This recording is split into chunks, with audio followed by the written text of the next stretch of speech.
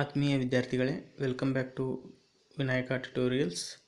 ಇದು ಕ್ವಶನ್ ಟ್ಯಾಗ್ನ 3ನೇ ಪಾರ್ಟ್ ಆಗಿದ್ದು ಫೈನಲ್ ಸ್ಟೇಜ್ ಆಗಿದೆ. ಸೊ ಇದಕ್ಕಿಂತ ಮುಂಚೆ ನಾನು ನಿಮಗೆ ಹೆಲ್ಪಿಂಗ್ ವರ್ಬ್ ಇದ್ದಂಥ ಸಂದರ್ಭದಲ್ಲಿ ಯಾವ ರೀತಿ ನಾವು ಕ್ವಶನ್ ಟ್ಯಾಗನ್ನು ರಚನೆ ಮಾಡಬೇಕು, ಹೆಲ್ಪಿಂಗ್ ವರ್ಬ್ ಇಲ್ಲದೇ ಇರತಕ್ಕಂಥ ಸಂದರ್ಭದಲ್ಲಿ ಯಾವ ರೀತಿ ಕ್ವಶನ್ ಟ್ಯಾಗನ್ನು ರಚನೆ ಮಾಡಬೇಕು, ಅದೇ ರೀತಿಯಾಗಿ ಲೆಟ್ಸ್ ಅಥವಾ ಲೆಟಸ್ ದಿಂದ ಪ್ರಾರಂಭವಾದಂಥ ಸೆಂಟೆನ್ಸ್ಗಳು, ಅದರ ಜೊತೆಗೆ let him, let me, let her, let them ಇದ್ದಾಗ ಯಾವ ರೀತಿ ಕ್ವಶನ್ ಟ್ಯಾಗ್ನ ರಚನೆ ಮಾಡಬೇಕು ಅಂತ ಇದಕ್ಕಿಂತ ಪೂರ್ವದ ವಿಡಿಯೋದನ್ನು ನಾನು ತಿಳಿಸ್ಕೊಟ್ಟಿದ್ದೀನಿ. ಸೊ ಆ ವಿಡಿಯೋನ ಏನಾದರೂ ತಾವು ನೋಡಿಲ್ಲ ಅಂತ ಹೇಳಿದರೆ ಡಿಸ್ಕ್ರಿಪ್ಷನ್ನಲ್ಲಿ ಪಾರ್ಟ್ 1 ಪಾರ್ಟ್ 2 ಕ್ವಶನ್ ಟ್ಯಾಗ್ದ ಲಿಂಕ್ ಇದೆ.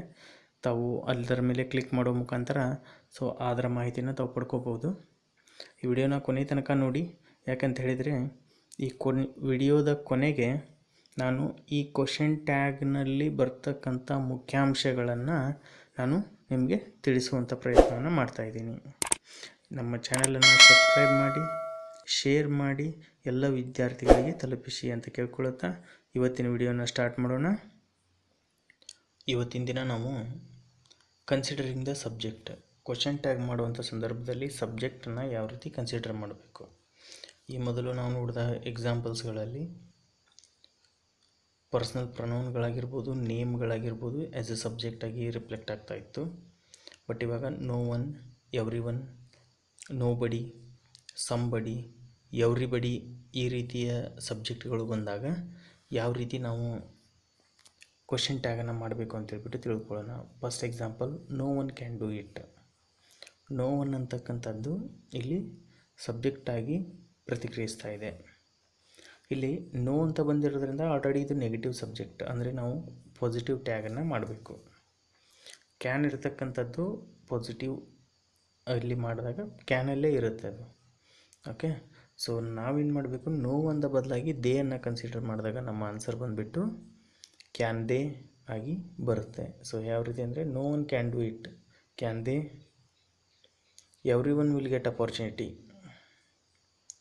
ವಿಲ್ ಇರ್ತಕ್ಕಂಥದ್ದು ವೋಂಟ್ ಆಗುತ್ತೆ. ಯಾಕೆ ಅಂತ ಹೇಳಿದರೆ ಇದು ಪಾಸಿಟಿವ್ ಸ್ಟೇಟ್ಮೆಂಟ್ ಇದೆ, ನೆಗೆಟಿವ್ ಟ್ಯಾಗ್ ಬರಬೇಕಂದ್ರೆ ವೋಂಟ್, ಎವ್ರಿ ಒನ್ ಬದಲಾಗಿ ದೇ ಅಂತ ನಾವು ಕನ್ಸಿಡರ್ ಮಾಡ್ತಾ ಇದ್ದೀವಿ.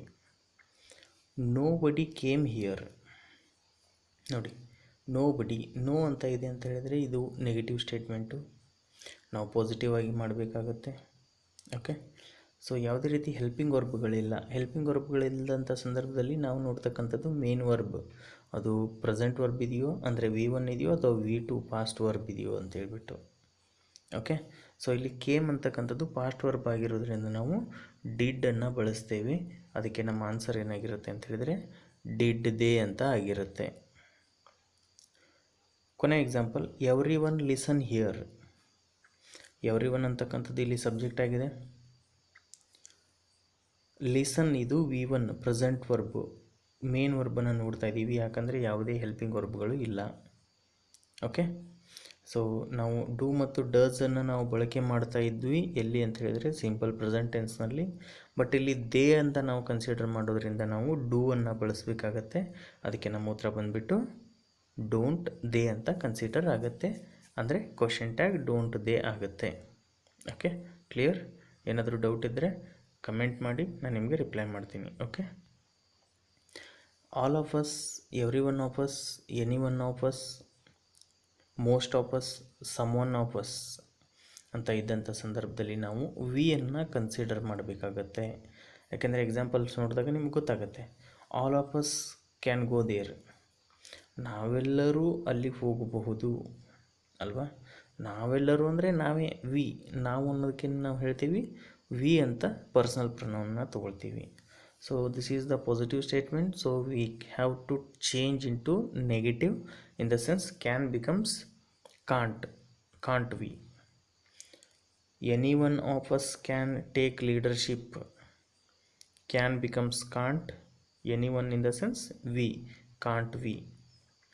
Most of us can succeed in the final exam. Again can will becomes can't, most of us in the sense we, ನಮ್ಮಲ್ಲೇ ಇರ್ತಕ್ಕಂಥವರು ಬಹುತೇಕ ಜನ ಅಲ್ವಾ, ನಾವೇ ಆಗಿರೋ ಕಾರಣಕ್ಕೋಸ್ಕರ ನಾವು ವಿ ಅಂತ ಕನ್ಸಿಡರ್ ಮಾಡ್ತೇವೆ. Okay, clear. ನಂತರದಲ್ಲಿ ನಥಿಂಗ್, ಸಮಥಿಂಗ್, ಎನಿಥಿಂಗ್, ಎವ್ರಿಥಿಂಗ್ ಇದ್ದಾಗ ನಾವು ಇಟ್ ಅಂತ ಸಬ್ಜೆಕ್ಟನ್ನು ಕನ್ಸಿಡರ್ ಮಾಡಬೇಕು. ಇದು ಕನ್ಸಿಡರಿಂಗ್ ದ ಸಬ್ಜೆಕ್ಟ್. ಹೆಲ್ಪಿಂಗ್ ವರ್ಬ್ಸ್ಗಳು ಏನಿದ್ದಾವೆ, ಸೊ ಅದು ಪಾಸಿಟಿವ್ ಇದ್ದರೆ ನೆಗೆಟಿವ್ ಆಗುತ್ತೆ, ನೆಗೆಟಿವ್ ಇದ್ದರೆ ಪಾಸಿಟಿವ್ ಆಗುತ್ತೆ. ಮೊದಲನೇ ವಿಡಿಯೋದಲ್ಲಿ ನಾನು ಅದನ್ನ ಕ್ಲಿಯರಾಗಿ ಹೇಳಿದ್ದೀನಿ ಅಂತ ಅಂದ್ಕೊಳ್ತೀನಿ. ಇಲ್ಲಿ nothing is impossible in this world. Okay, ಇಲ್ಲಿ ನಥಿಂಗ್ ಅಂತ ಬಂದಿರೋದ್ರಿಂದಾಗಿ ಏನಾಗುತ್ತೆ, ಇದು ನೆಗೆಟಿವ್ ಸ್ಟೇಟ್ಮೆಂಟು. ಸೊ ನಾವು ಪಾಸಿಟಿವ್ ಮಾಡಿದಾಗ ಏನಾಗಬೇಕು, ಈಸ್ ಅಷ್ಟೇ ಉಳಿಬೇಕು. ನಥಿಂಗ್ದ ಬದಲಾಗಿ ಇಲ್ಲಿ ನಾವು ಇಟ್ ಅಂತ ಕನ್ಸಿಡರ್ ಮಾಡಿದ್ದೀವಿ. Nothing is impossible in this world, is it ಅಂತ ನಮ್ಮ ಕ್ವಶನ್ ಟ್ಯಾಗ್ ಆಗುತ್ತೆ. Something is missing in this group. ಇದರಲ್ಲಿ ಯಾವುದು ನೋ, ನೆವರ್, ನಥಿಂಗ್, ನಾನ್, ಶೆಲ್ಡಮ್, ಹಾರ್ಡ್ಲಿ ಯಾವುದು ಕೂಡ ಬಂದಿಲ್ಲ. ಅಂದರೆ ಇದು ಪಾಸಿಟಿವ್ ಸ್ಟೇಟ್ಮೆಂಟು. ಸೊ ಇದನ್ನು ನೆಗೆಟಿವ್ ಮಾಡಿದಾಗ ನಾವು ಈಸ್ ಇದ್ದಿದ್ದಕ್ಕಂಥದ್ದು ಈಸಂಟ್ ಆಗುತ್ತೆ, isn't it. Okay, so everything is possible in this world, ಇದು ಕೂಡ ಪಾಸಿಟಿವ್ ಸ್ಟೇಟ್ಮೆಂಟು. ನೆಗೆಟಿವ್ ಆದಾಗ ಈಸಂಟ್ ಇಟ್ ಅಂತ ಕನ್ವರ್ಟ್ ಆಗುತ್ತೆ. Okay, clear. ನೆಕ್ಸ್ಟ್ ಇನ್ನೂ ಕೆಲವೊಂದಿಷ್ಟು ಸ್ಟೇಟ್ಮೆಂಟ್ಗಳಿರ್ತವೆ. ಅವು ದಿಸ್, ದ್ಯಾಟ್ ಇಂದ ಪ್ರಾರಂಭ ಆಗ್ತಕ್ಕಂಥ ಸ್ಟೇಟ್ಮೆಂಟ್ಗಳು. ಈ ಸಂದರ್ಭದಲ್ಲಿ ನಾವು ಹಿ, ಶಿ, ಇಟ್ ಅಂತ ಕನ್ಸಿಡರ್ನ ಮಾಡ್ತೇವೆ ಸ್ಟೇಟ್ಮೆಂಟ್ನ ಆಧಾರದ ಮೇಲೆ. ದಿಸ್ ಬಾಯ್ ಈಸ್ ಆನೆಸ್ಟ್, ಯಾವುದರ ಬಗ್ಗೆ ಹೇಳ್ತಾ ಇದೆ ಇಲ್ಲಿ, ಬಾಯ್, ಹುಡುಗನ ಬಗ್ಗೆ. ಸೊ ಹುಡುಗ ಅಂದರೆ ಏನು, ಹಿ ಅಂತ ನಾವು ಸಬ್ಜೆಕ್ಟಾಗಿ ಇಲ್ಲಿ ತಗೋಬೇಕಾಗತ್ತೆ. As usual, this is the positive statement. We have to change into negative in the sense is becomes isn't, isn't he. Okay, next, that girl is brilliant. Okay, that girl is brilliant. ಯಾರ ಬಗ್ಗೆ ಇಲ್ಲಿ ಹೇಳ್ತಾ ಇರ್ತಕ್ಕಂಥದ್ದು, girl ಬಗ್ಗೆ. Girl ಅಂದರೆ she. Is becomes isn't, isn't she.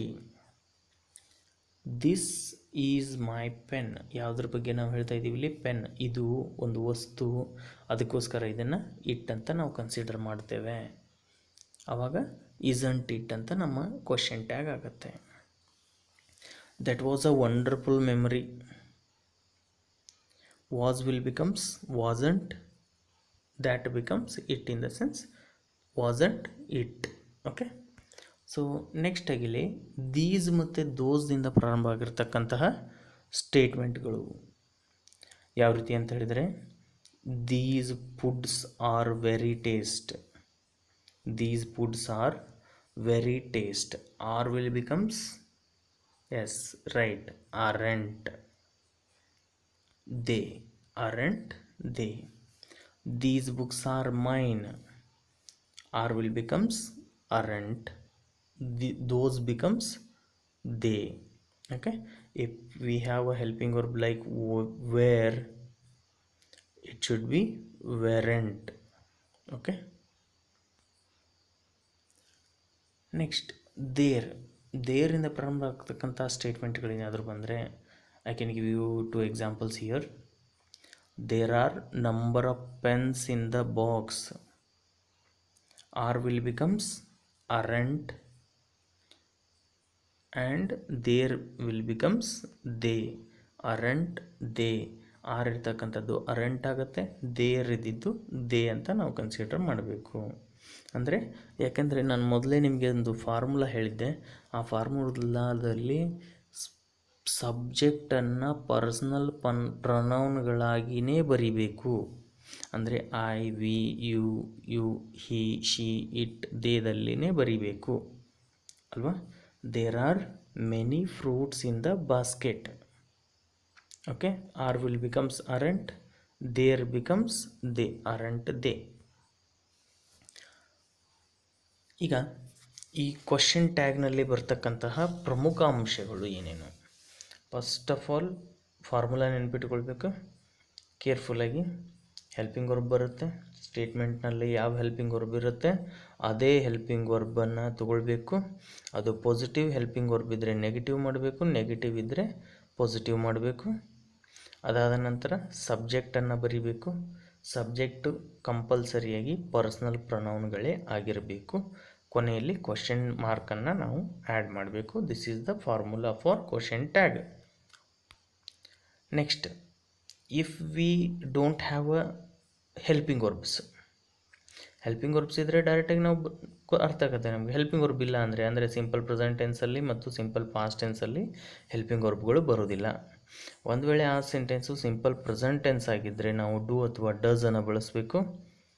ಅದು ಯಾವಾಗ ಅಂತ ಹೇಳಿದರೆ ಐ, ವಿ, ಯು ಮತ್ತು ದೇ ಬಂದರೆ ಸಬ್ಜೆಕ್ಟ್ಗಳು, ಅಲ್ಲಿ ಡೂ ಬರುತ್ತೆ. ಹಿ, ಶಿ, ಇಟ್ಗಳಿದ್ದಾಗ ಡಸ್ ಬರುತ್ತೆ. ಕ್ಲಿಯರ್? ಸಿಂಪಲ್ ಪಾಸ್ಟ್ ಟೆನ್ಸ್ ಇದ್ದಾಗ ನಾವು ಎಲ್ಲ ಸಂದರ್ಭದಲ್ಲೂ ಕೂಡ ನಾವು ಡಿಡ್ಡನ್ನು ಬಳಸ್ತೇವೆ. ಓಕೆ,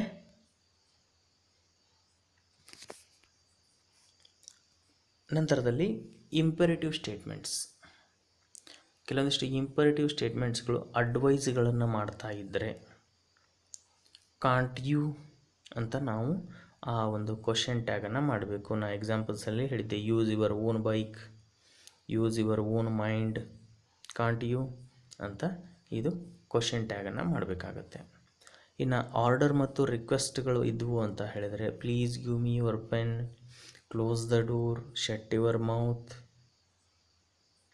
ಈ ಥರ ಆರ್ಡರ್ ಆಗಿರಲಿ ಅಥವಾ ರಿಕ್ವೆಸ್ಟ್ ಆಗಿರಲಿ ಇದ್ದರೆ ನೀವು ವಿಲ್ ಯುನಾದರೂ ಬರಿಬೋದು, ವೋಂಟ್ ಯುನಾದರೂ ಕೂಡ ಬರಿಬೋದು. ಎರಡರಲ್ಲಿ ಯಾವುದೋ ಒಂದು ಬರೆದ್ರೂ ಕೂಡ ಇಲ್ಲಿ ನಿಮಗೆ ರೈಟ್ ಆನ್ಸರ್ ಫುಲ್ ಮಾರ್ಕ್ಸ್ ಸಿಗುತ್ತೆ.